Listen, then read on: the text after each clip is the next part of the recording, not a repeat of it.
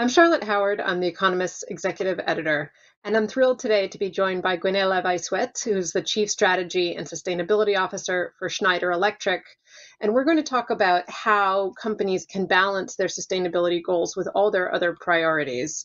There are a lot of different things, as we know well, happening in the world economy, in the world of geopolitics at the moment, and the progress that companies are making towards sustainability needs to be continued despite all of these many other challenges that executives are facing. So thank you, Gwenaëlle, for trying to talk us through this and how companies can do this effectively. So let's start. I want to begin by just asking, for your experience at Schneider Electric, how you have thought about the continued progress that needs to be made, how to sustain the advances towards your broader sustainability goals, despite the extreme turbulence that we've had over the past year, particularly in Europe with the energy crisis. Well, in reality, we see a numbers of disruption happen in the past months.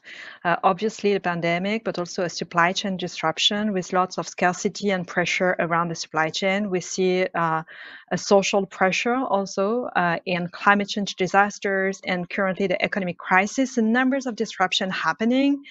And at the same time, we see a lot of debate around what's the positioning of the companies in all those events. Will climate change remain a priority or not? And I've been at a climate week in New York, and I can tell that numbers of companies are still very much focused on climate. Why? Because it is also a way to address energy crisis and social crisis. In reality, we see numbers of solutions that can solve both areas together: climate, energy, and social crisis. So that's why I think that we should keep focus on the real priorities. Real priorities are which one? First, it's to limit climate change to 1.5-degree scenarios. This is core. This is still reality. This is something that we need to achieve. And to do that, we need to act, and 3 times faster than what we are doing today, meaning that all the efforts that have been done or committed so far are not enough. So first, we still need to be committed on climate change as a priority in order to limit the increase of the global temperature by 1.5-degree scenarios. And therefore, we need to rethink the way we address energy. It will not be all centralized as it used to be. It will be much more decentralized, and it will be much more electrified, and it will be much more distributed and with lots of digital. So at the end of the day, we have to rethink our relationship to energy. If we do that, then we have a game changer. Then we can address the energy crisis by producing locally and at a price that is set up by the local investments. So So may I basically, cut there you are off plenty there? of solutions. I'm going to cut you off there just Sorry. because everything that you just described is very important, but also has been something that people across the energy industry have been calling for a long time, right? And so I'm wondering whether the messaging has changed in response to any of the crises that you outlined, whether it's supply chain disruptions, whether it's the current energy crisis in Europe, because the long-term goal has always been relatively clear, which is rapid decarbonization, investment in transmission and new types of electricity systems that can be responsive to demand, that can accommodate new renewables. That whole has remained relatively constant. And I'm wondering if you've seen any shifts in the way that companies are investing in response to specific crises, whether it's the supply chain problems or the energy crisis now prompted by the war in Ukraine. Yes, in reality, we see a lot of changes because now there is a question about security of supply. With fossil fuel being addressed, especially in Europe, where there might be scarcity of energy in the next winter, and therefore we have to rethink how to fuel energy in the future. And therefore, electrification is a way to decarbonize and to remove progressively fossil fuel from our consumption. So therefore, addressing climate change. And because of the situation, the energy crisis situation, we see more and more appetite on the transition towards electrification, even more than before. The question is, what is the path? How to progressively translate from a fossil fuel based energy system towards a much more electrified and digitized energy system. And so When you speak with companies who are considering different investments, which are the ones that are being prioritized now in the wake of this crisis? First priority that we see from companies now in order to solve the energy issues is energy efficiency. Why? Because it's a quick win. It's very easy to address. It's a way to reduce the consumption of energy, and then let's be less exposed to the volatility of the electricity prices because you consume less. You better control your volume of consumption, and it can be done quite easily through digitalization of a building, of an industry, of a private home. So at the end of the day, this is a quick win. Digitalization in order to enhance energy efficiency. So this is the first question or the first request from our clients. And then what we see also as a request is more and more in order to develop renewables on site, so to be less dependent to the grid. Again, the question is how to have energy that is more reliable. And if you combine energy efficiency and consumption or production on site, then it's a perfect combination in order to be less dependent towards the external world and any potential disruption.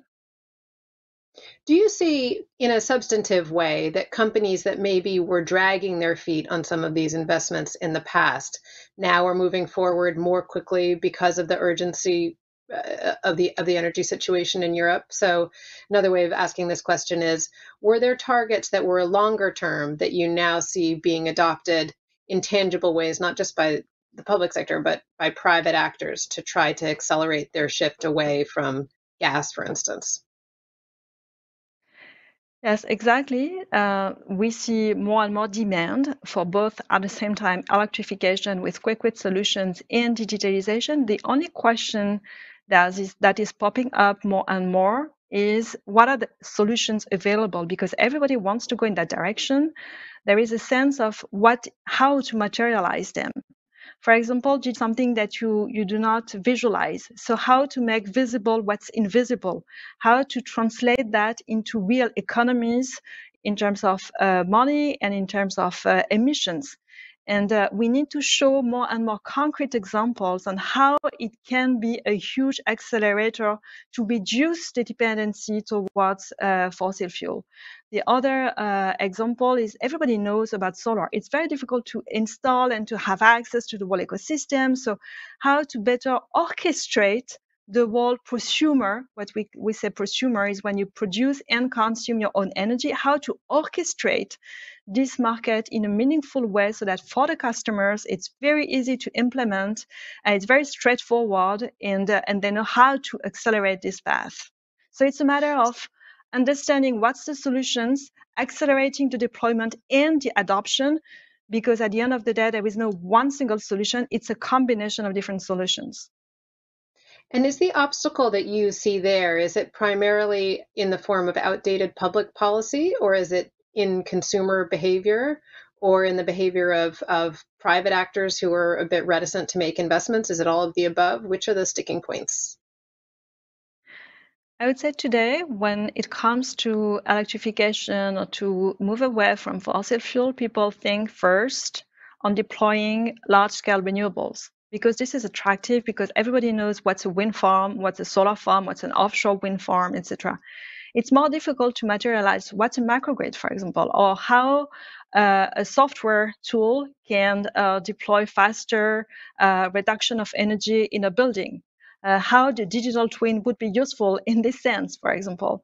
So it's less material for people. So at the end of the day, I think it's very much about education, talk more about demand rather than only production side, but more about demand. How can demand has a role in reducing the energy consumption, and therefore what's the solutions behind.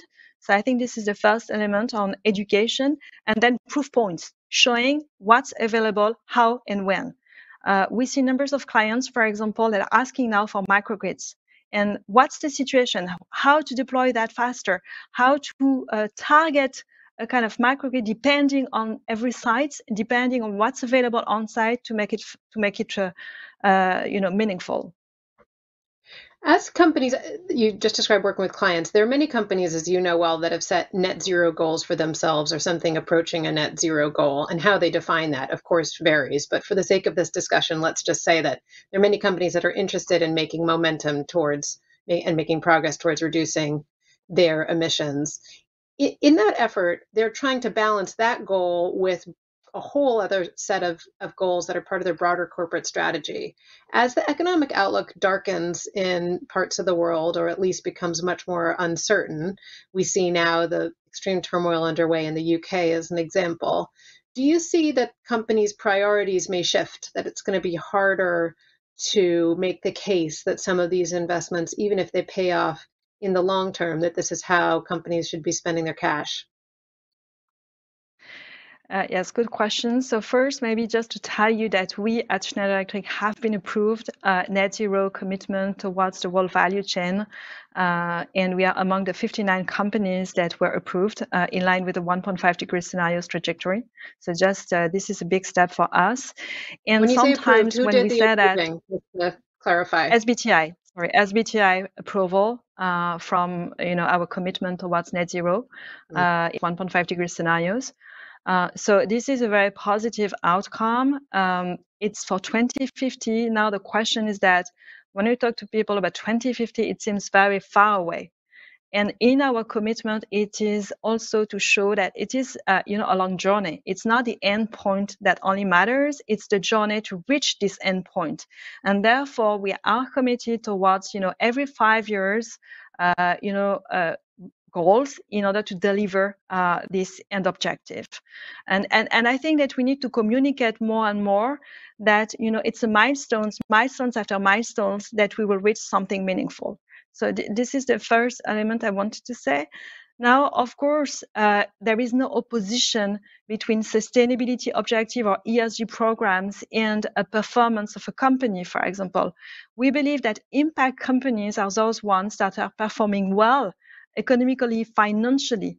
And by the way, when we look at investors, they're investing in sustainability companies, in companies that are involving in sustainability because they think that the return on investments will be positive. So, okay, we have numbers of disruption happening, numbers of priorities, but at the end of the day, we think that embracing sustainability and ESG commitment makes a huge difference from companies in order to attract more investments, in order to be more profitable and not opposing the two. On the contrary, one is enriching the other. Is that over a different time scale, though? Is that a type of trade-off that happens over the course of a decade rather than a quarter?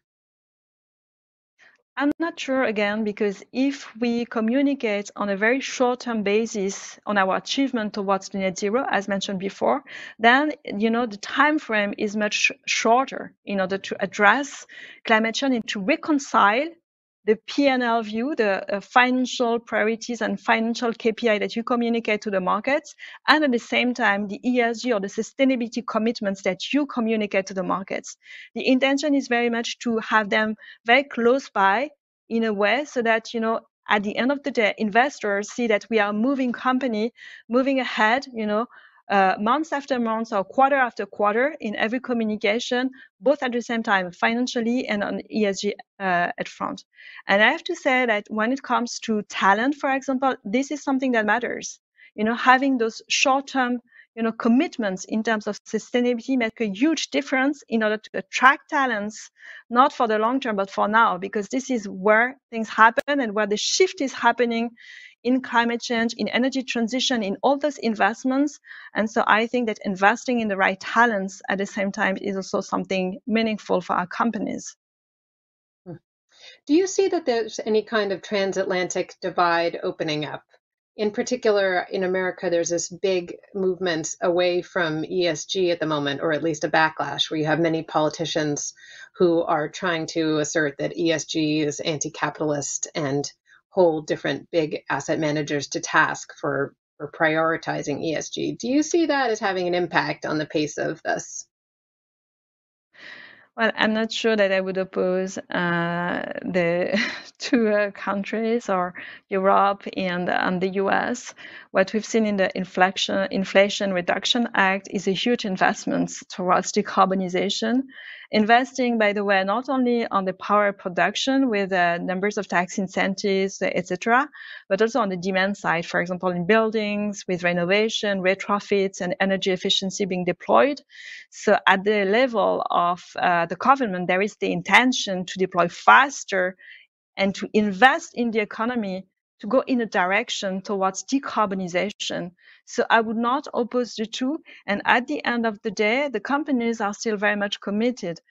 When we look at SBTi commitment or SBTi companies that are asking for decarbonization, numbers of them are still coming from the United States. And in the discussion we had at Climate Week, it was very dynamic. So I would not oppose the two, and there is a positive momentum in terms of investment and framework for investments, also based on the Inflation Reduction Act, such as the REPower in Europe, for example, legislation. May I ask a bit about emerging markets? So obviously there are these huge emitting economies in the West, but a lot of the growth going forward in emissions is going to come from middle income countries. What do you make of momentum there and what private actors are doing in those markets? Do you see that companies are increasingly seeking to balance sustainability goals with their broader profit goals, or is it leading ahead of where the rich world is? How do you assess the state of affairs in some of the world's middle income countries? And I realize it's a huge generalization, but if you could pick out one or two, that would be really interesting. Yes. Yes, when it comes to climate change, we need to embark everybody. You're absolutely right. And Schneider Electric is well positioned because we are a global company, but at the same time very local. So what we do is that we always have an electrification and digitalization strategy all over the world, but depending also on the level of maturity and commitment and engagement and ways of decarbonization, we adjust our relationship towards customers and governments in each geography.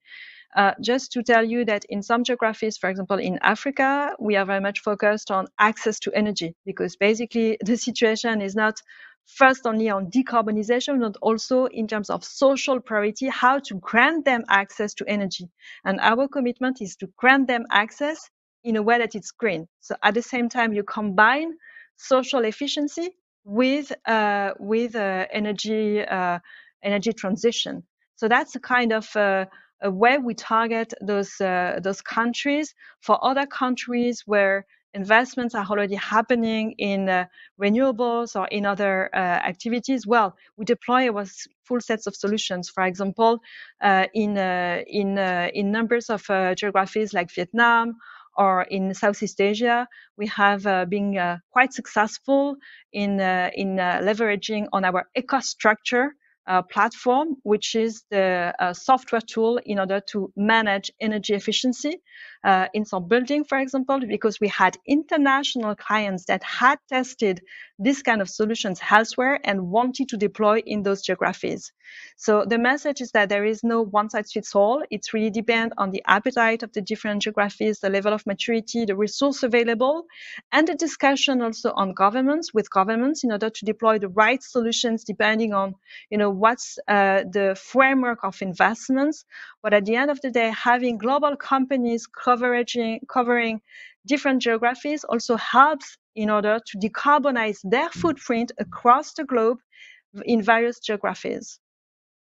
May I ask just a closing question? And I'm asking this of everyone whom I speak with, but what are the big questions that you're interested to have answered at COP? What are the big things that you are looking forward to?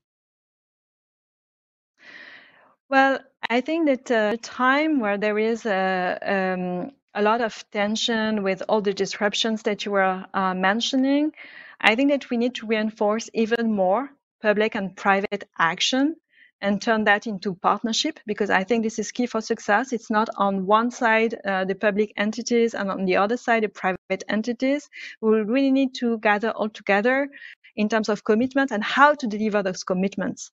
And therefore, at the COP, if we could have more commitments from both sides in order to work together to a decarbonization scenarios in 1.5 degrees, in line with the 1.5 degrees limitation of the temperature, I think it would be a huge differentiator, and not setting them aside, on the contrary, partnering in this decarbonization journey. Well, thank you, Gunilla. I'm sure there are many others who share your view that this is something that needs to be tackled by both the public and the private sectors, and I look forward to seeing what comes out of COP. But thanks for speaking with me today, and the next session will begin shortly.